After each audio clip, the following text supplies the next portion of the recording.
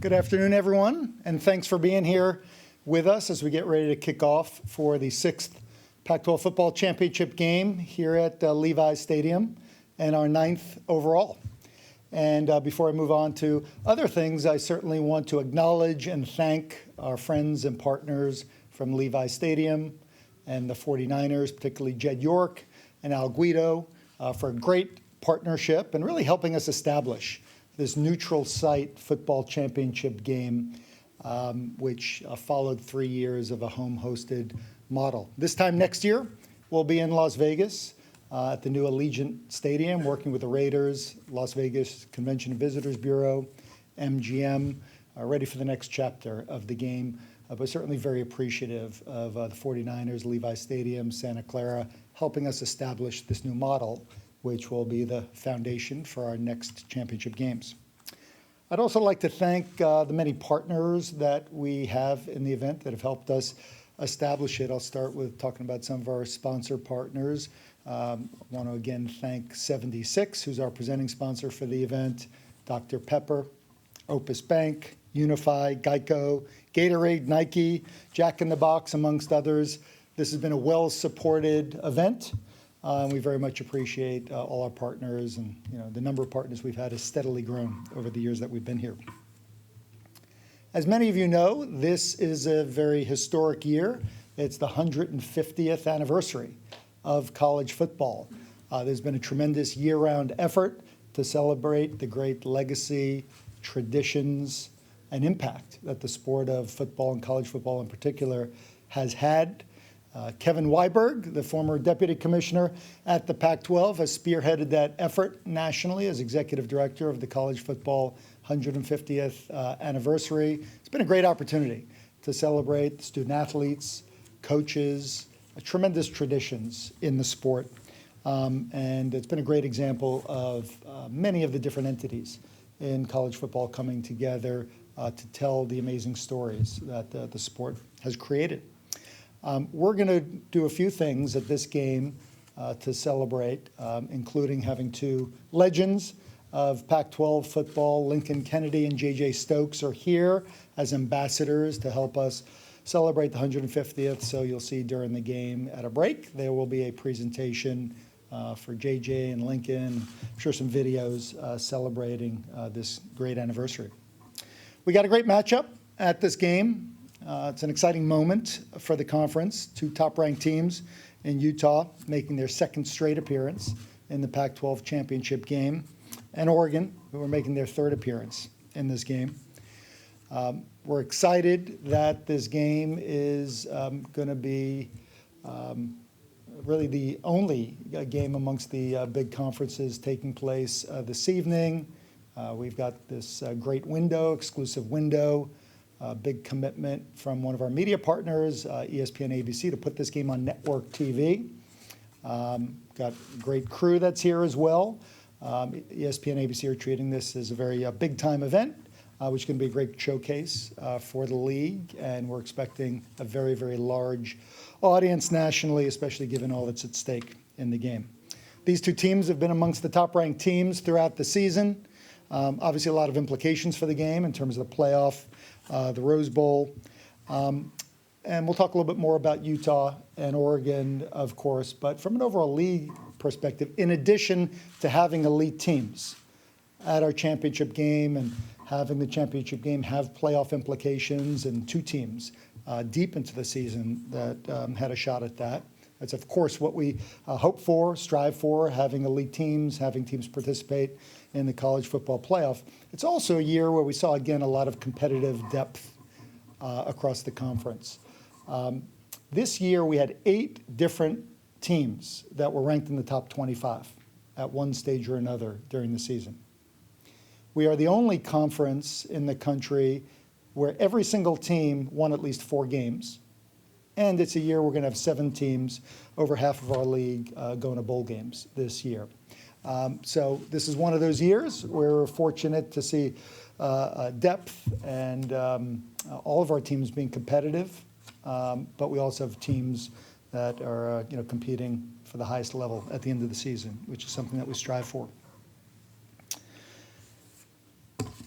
So Utah is playing for a couple of firsts. This could be the first time that they've made the college football playoff. Could be the first time that they play in a Rose Bowl. So they've never done either. And for the Pac-12, of course, we've got a very special relationship with the Rose Bowl, over 100 years that we've been playing there. So I know for Utah, having the opportunity to reach a level and play in a game that they haven't been in before is something very exciting for them.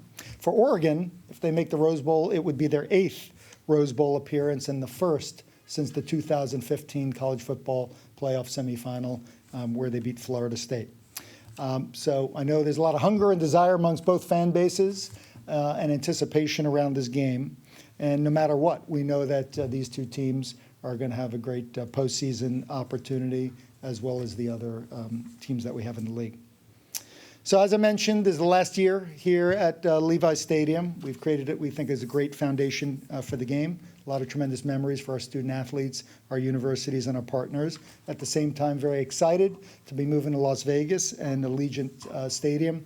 As many of you know, we've got a deep relationship in Las Vegas. I've had a lot of success with our men's basketball tournament, our women's basketball tournament, and we're excited about how our fans will react to being there and the opportunity for our student athletes and teams as well.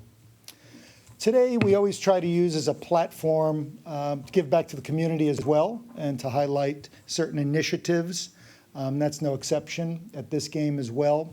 In partnership with the College Football Playoff Foundation's Extra Yard for Teachers program, teachers from all over the Bay Area have been given the opportunity to come to the game. Some of them you'll see recognized on the field, and we will be awarding tonight $36,000 to 12 of our local area teachers as part of this national effort through the College Football Playoff Foundation. Additionally, we've unfortunately had the opportunity to do this in the past. We'll be honoring some of the heroic firefighters that have had to battle some of the blazes that have affected Northern California this year. So you'll see them recognized as well. And we'll also have, we'll be featuring our Team Green initiative this evening as well. You'll see people around the stadium with Team Green t-shirts, which are made, believe it or not, out of 100% recyclable plastic. And sustainability is an important priority for our conference, our universities, and you'll see these ambassadors around the stadium helping fans with compost and recyclability.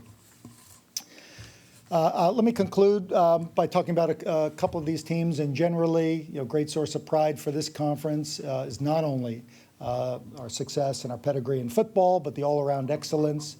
Pac-12 Conference has 526 national championships as we speak, far more than any other conference. It's this broad-based excellence that is really part of the DNA of the league and the conference, and that number is still going.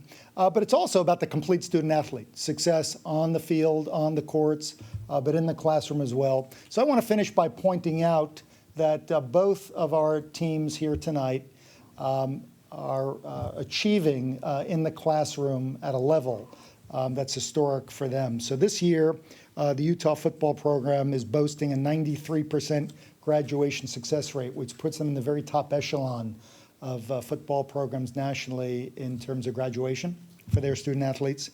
And Oregon, I do want to note Justin Herbert, who's gotten a lot of attention, is a two-time academic All-American, and this year he's a Campbell Trophy finalist, and we're hopeful that he gets that recognition in New York next week. Beyond that, the Oregon football team will have an 86% graduation rate this year, which is the highest it's ever had.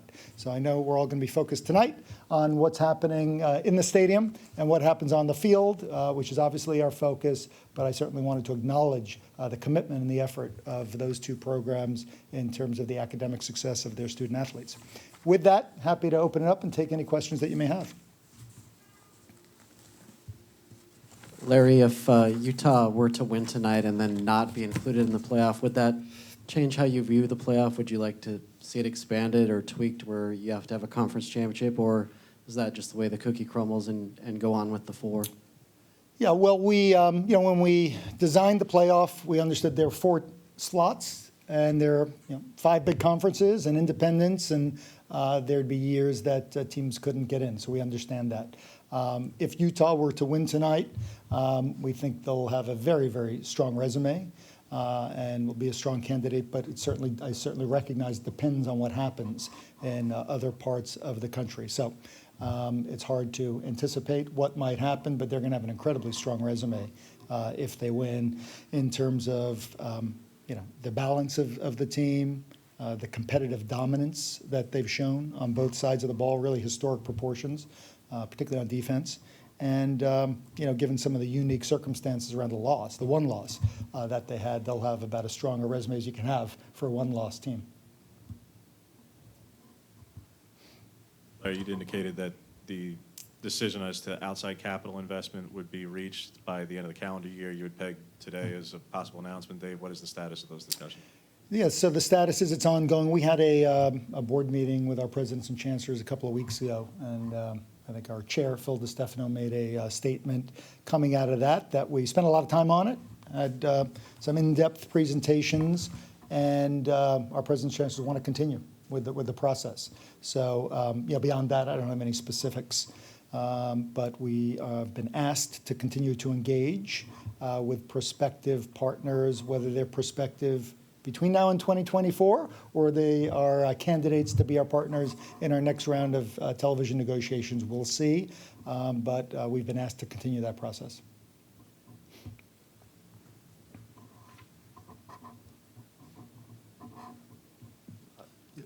What are your thoughts on Coach Peterson stepping down at Washington kind of unexpectedly this past week?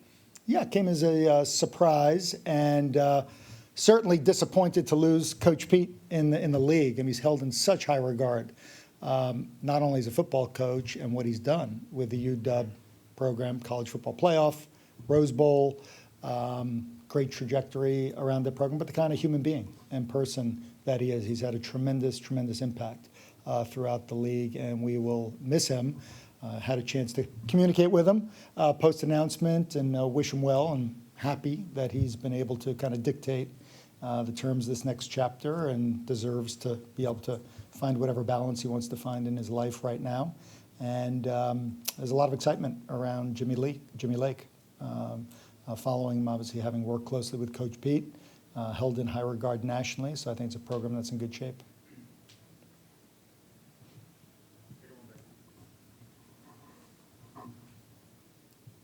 If Utah were to win, perception-wise, how important is it for a one-loss conference champion to get into that playoff to help the perception nationally of this conference? It's very important. Since the advent of the playoff, the first 5 years, it's become clear that that's become a litmus test for a lot of folks that follow the sport as to which teams make the playoff, which teams don't. And beyond that, we want to win a national championship sometime soon, and that's the things that need to happen. Being in the playoff on a consistent basis, winning our national championship, getting our fair share of those for the Pac-12 conference to achieve the level all of our schools and all of our football programs aspire to and think they deserve. So we're coming off 2 years where we did not make the playoff. It absolutely helped shape a perception that the conference was down. I think we've all seen this is a year where the conference has been stronger top to bottom, including elite teams in the hunt for the playoff at the business end of the season. And it would be an important step to get back in the playoff and hopefully win the national championship. So, these are important milestones, and we're eager to see it happen this year, hopefully. If USC were able to kind of reclaim where it had been in the past as a top 5 type of program, what kind of impact would that make for the conference, both financially, visibility, all of those things? USC is the best known marquee brand the conference has nationally in the sport of football. And I think it is the case that when the bellwether programs, the biggest brands, the biggest names do well, there is a halo effect on the league overall. I think the same is true for other leagues. We could all probably have a very similar list of the historic football programs in the country that have had the most success traditionally. So I do think when USC is doing well, it generates more attention, more eyeballs, more buzz about the league from a football perspective, and there's a perception that the league overall is just better. And when they're not doing as well, I think the inverse is true. And I don't think that's unique to the Pac-12. I think it's true of other leagues as well, and it's not unique to the sport of football. I think the same, we've talked about the same, I think, for basketball as well. So it would be a great thing overall for the conference if USC gets back to this kind of success they've had over the last couple of decades. That would be terrific, financially, exposure-wise, and importantly, national perception. We've got some unique challenges being on the West Coast, of course, with the time zone, population, other things that have been well reported. And I think it makes it that much more important that we have competitive excellence and that our biggest brands are competing at the highest level regularly. Larry, what's your guys' appetite to get into other streaming services, the YouTubes, the Hulus, those types of things? High priority. Our teams had worked hard to get us on. We're right now on 2 of those streaming services, Sling and Fubo. I know our team is regularly trying to get on the other ones as they emerge or those that exist. The world's changing very, very rapidly. There are services like ESPN Plus is an example that exist today that a year or 2 ago we wouldn't have been talking about.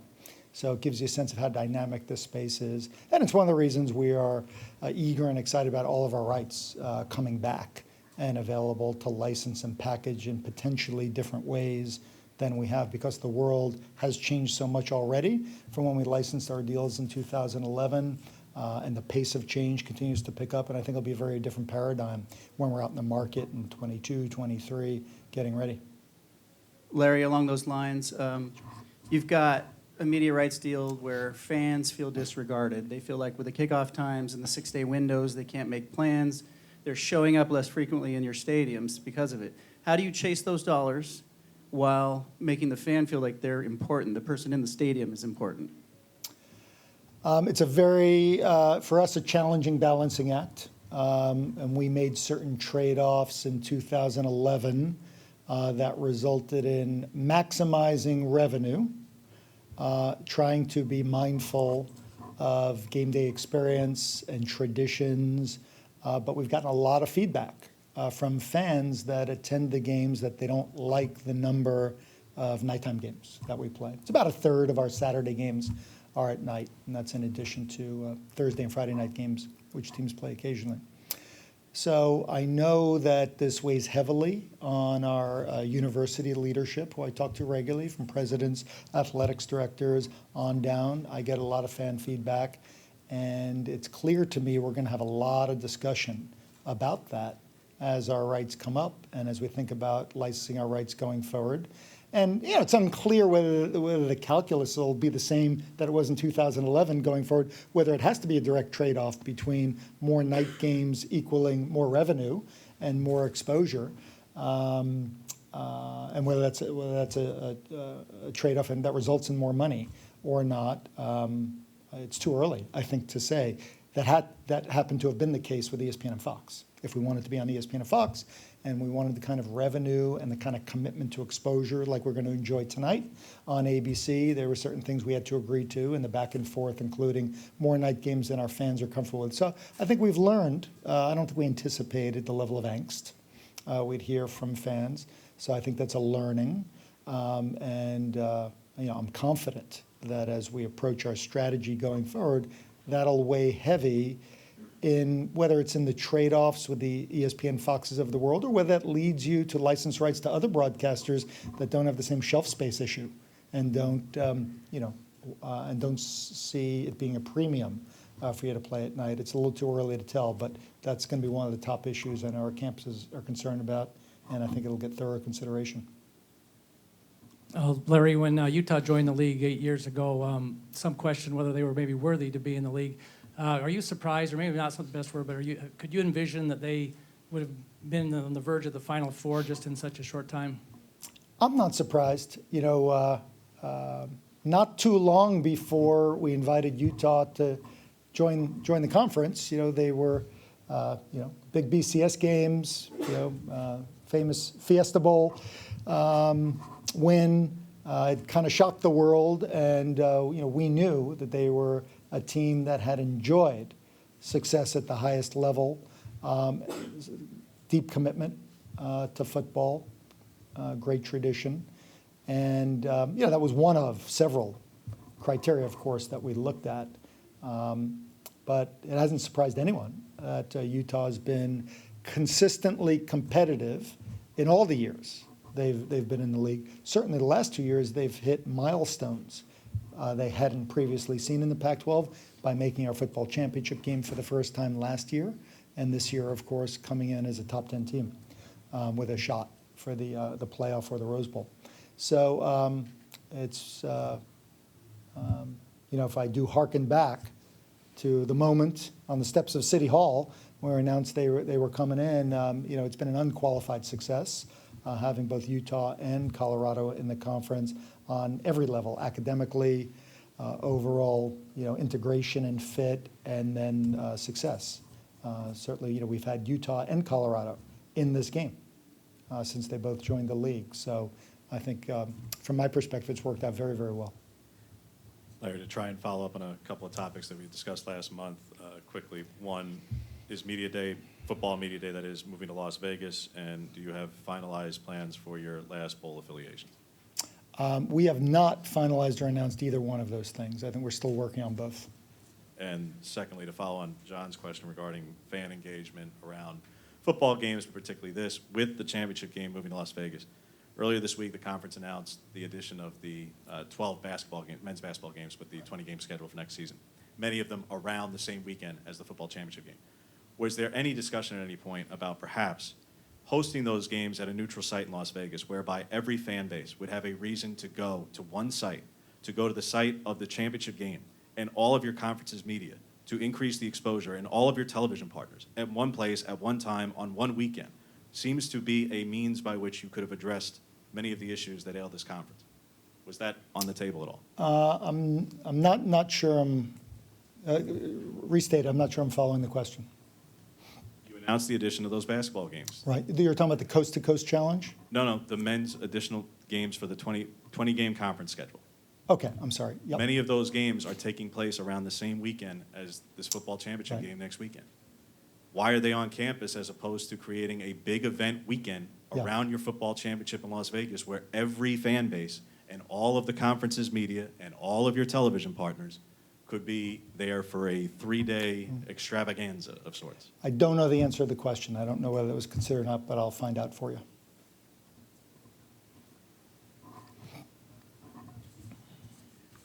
Larry, back to what you were saying about Utah and when you invited them, they have been very successful. I don't know that the national awareness for them is what maybe matches what they've done on the field. So, if they can win this game and make the playoff, how much would you see that kind of raising their visibility and people's respect for them? Yeah, I think it's hard to overstate the significance for the University of Utah in terms of the national awareness. I think tonight, frankly, is going to be a platform, an opportunity that I don't know that they've had recently. I mean, they were obviously in this game last year. They've been in big bowl games. But given the implications of this game tonight and the national ramifications, we're certainly expecting there are going to be fans from all across the country tuning in based on how it could impact their team, their league. What's been gratifying, I think in terms of the national discussion about Utah, I think, unfairly, they have flown below the radar a little bit compared to some other programs and brands, even compared to Oregon, which has, been in Rose Bowls and college football playoffs and has gotten, more attention. We certainly have noted that there's been less narrative around Utah. Having said that, is one of the reasons I was so supportive of the move from the BCS to the college football playoff. Because if you look at the committee, they've absolutely shown huge respect for Utah throughout the season. Because they're watching the games. They're not going off of brand. They're not going off of history. They're actually watching the games, and they're seeing the consistent dominance with which Utah is winning games, and it's the reason they're ranked where they are, and they're very well positioned for the playoff because the committee goes beyond the one-loss record. They go beyond the brand, and they're saying you've got a Utah defense that some have compared to, the Alabama defense of a couple of years ago. I think they've held, the point differential in their last 8 games is 308 to 76. Utah scored 308 points, have given up 76 points in their last 8 games. The number of games they have held opponents to under 100 yards rushing is equivalent to Alabama. I think it was 2016. So we may have a defense here which is historically strong, good, stout defense in the recent history of college football. The committee's seen that. It's not necessarily showing up in national discussions and talking heads on TV, but I know, based on the rankings and the feedback we get from the committee, that people have seen that. And to see Tyler Huntley showing up on, Heisman lists and Zach Moss being recognized as, very top running back, I think the recognition is coming, but it's been a little bit late throughout the season. And, but if they are to win tonight and to go on to the playoff, and certainly if they go on and win a national championship, I think, this could forever change. And they will be seen as more of a blue blood as opposed to, a up-and-comer, let's say, which they certainly deserve. Larry, have you seen any impact from the Simpson Consulting review and implementation of the recommendations? I certainly have. The report was delivered on the eve of our football media day. So some of the recommendations have been able to be implemented, but not all. So I'd say yes, but not to the full extent. Some of the recommendations, as you'll recall, related to hiring, related to training, things that were already done by July for the most part. But some of the recommendations around accountability that I see go on a week in, week out basis, and importantly, transparency and public accountability. That was, not something that we had done before, and this year for the first time, there was a protocol by which we publicly acknowledge mistakes. Someone pointed out to me the other day, I think we're the only league that's done that. I thought there were going to be more, but we're the only league that's done that this year. 3 times this season, we publicly commented on a mistake that was made, and I think that's been a good step. Some could argue that we've brought more attention to an officiating error, and that's the trade-off there. And we're going to sit down with our athletics directors and football coaches this spring and evaluate how we feel about that. What were the pros of taking that step? Do we want to do more of it? Do we want to do less of it? And weigh it up. So I'm sure we didn't get it pitch perfect, but it was a good and important step going forward. That's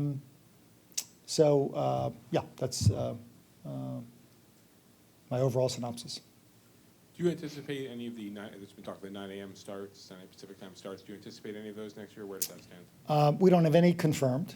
It's not something we would actually talk to schools individually about in a serious way till early this coming year. It'll be completely voluntary if it happens. There is not a groundswell of support for it. I think I'm safe saying that. But there are some schools that are interested. Fox, and there was a bit of a wait-and-see attitude as well among some of our schools. They wanted to see how Fox's big noon kickoff went, and I think people have noted some of the success with that window. But it's challenging, not something we've done before, so I can't predict whether we'll have any teams that want to do it. It certainly won't be on many occasions if it happens. But if it fits for a particular school, I think it would be an interesting test, and certainly would signal to fans that trying to be find creative ways to be responsive to some of the concerns we've had about late night. Understand this presents different challenges for people, so it's no silver bullet, I get that. But we've tried to signal that we're open, if there are creative ways to work within the framework of our current television agreements, to try to be responsive to fans, to try to get more exposure. Given some of the challenges we have with the time zone, that we're gonna explore it. Larry, what are your thoughts on a couple of rules proposals that are being discussed or known reportedly to be coming forward elsewhere in the country?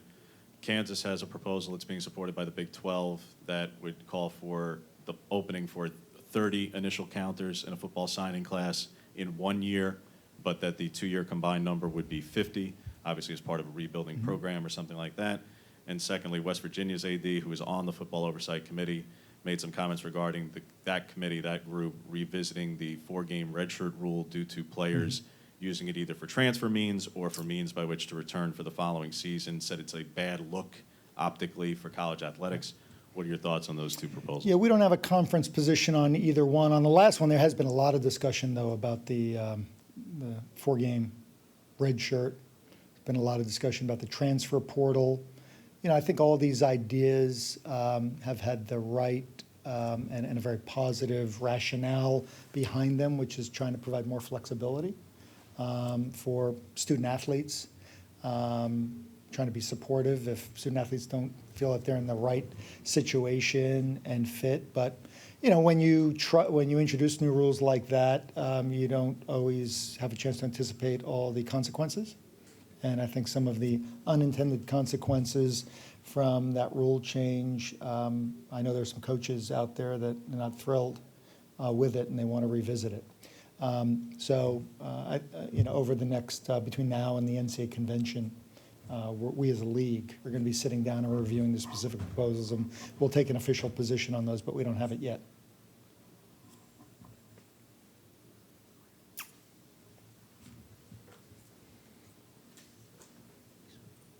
Larry, the primary difference right now between Utah and Oregon is Oregon played and lost to Auburn.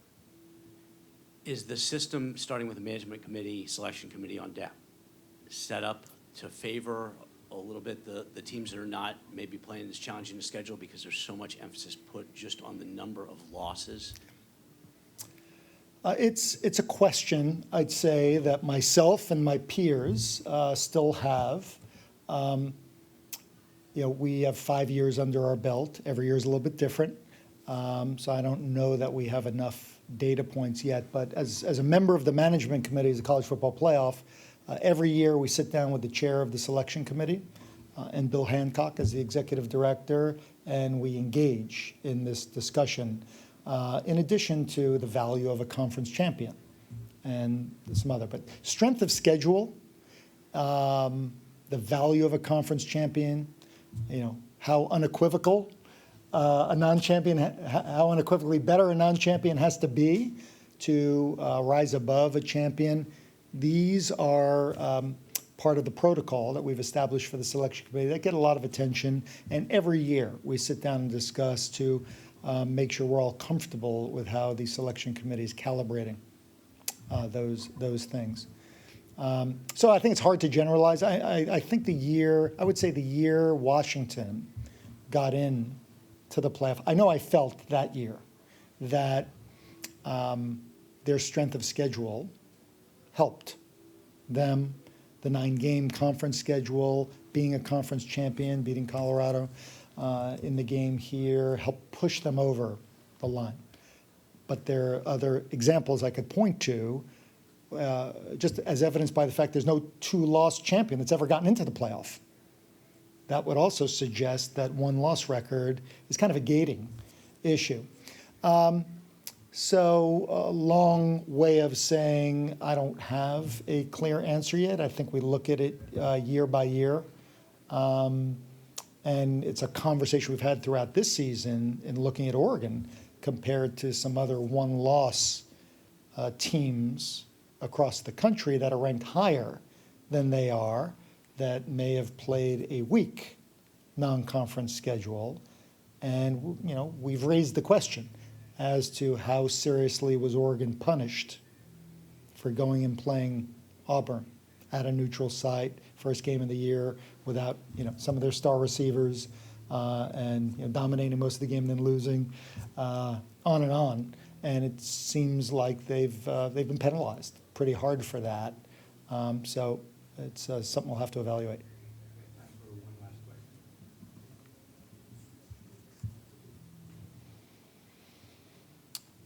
Thank you very much, and enjoy the game.